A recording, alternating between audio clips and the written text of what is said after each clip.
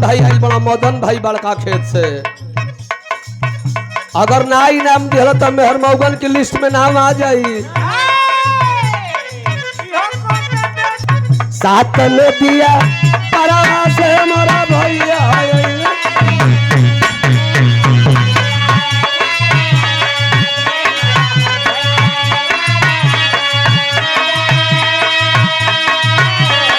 तो हमारा गाजीपुर से तरह चलल बिया। ऐसे पहले वो चलल रहल बहुत बजल बड़ा आप लोग सुने लियो के सात नदिया परवा से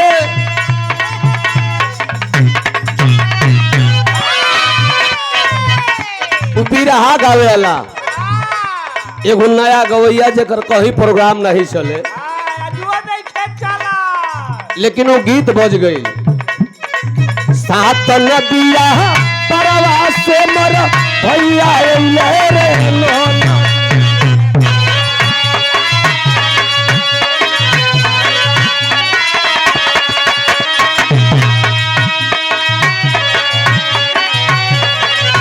मोर भैया रे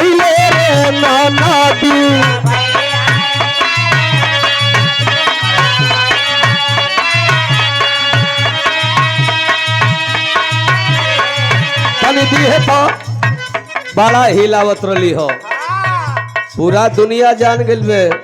अरे पियर की लेकिन है गिरा के छोड़ी है कौन चीज। अरे तो मैं कवा गिरी तो केहू को घाव लग जाई। तमाम हमारा यूट्यूबर भाई बैठल हुआ है आप लोग घबराए जमाती हमारे कई गो भैया लोग बिहार से आयल बड़ा मीरा मूर्ति जी के क्षेत्र से आएगो हमार बेईमान भाई आयल बड़ा मदन भाई बड़का खेत से अगर ना इनाम दिल तो मेहर मौगन की लिस्ट में नाम आ जाई।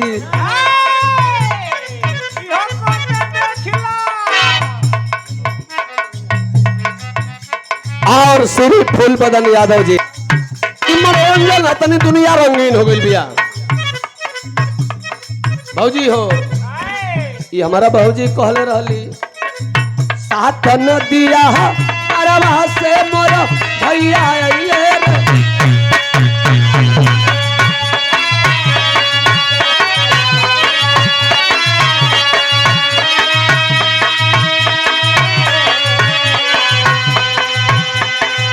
और श्री रामायण यादव जी ए भैया अरे सर साथ नदिया परवा से मोरा भैया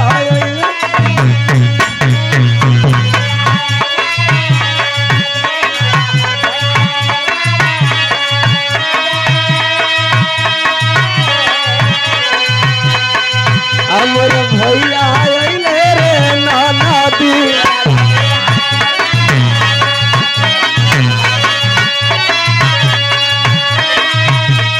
भौजी तू ताकल करो हम गाले। अरे तप नाही बाबा भी दवा है छोटी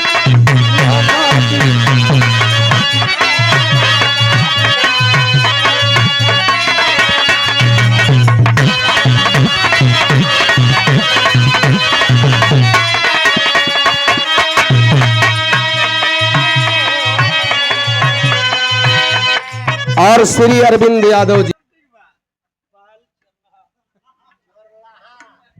पाल चरलहा देखी जाए ये तो बहुत पहले बजल पहले लोग तरज बगावना भादुआ में वो रवनिया चुअर ये मेहरारू के नाची है जी आओ रवनिया चुअर नदी